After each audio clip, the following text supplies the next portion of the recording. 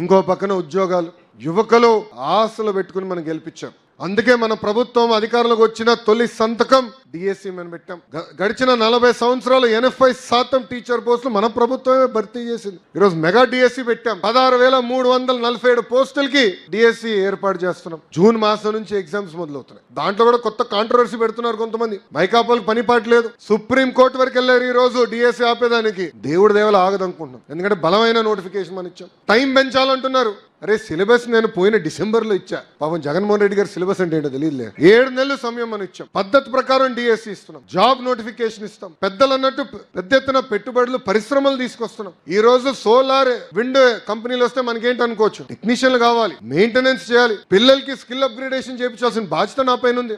రేపు యజమానం కూడా చెప్తా, ఓనర్లకు చెప్తా, కంపల్సరీ లోకల్స్ కే మీరు ఉద్యోగం 100% ఇవ్వాలని. కంపెనీలు ఎందుకు తెస్తామండి? మన పిల్లలకు ఉద్యోగాలు కల్పించడానికి పెట్టుబడులు తీసుకొచ్చాం, ప్రయత్నిస్తాం. కారణం ఏంటంటే మన బిడ్డలకి ఉద్యోగాలు రావాలి, స్థానికులకి ఉద్యోగాలు రావాలనేది ఒక లక్ష్యంగా పెట్టుకుని పని చేస్తున్నాం.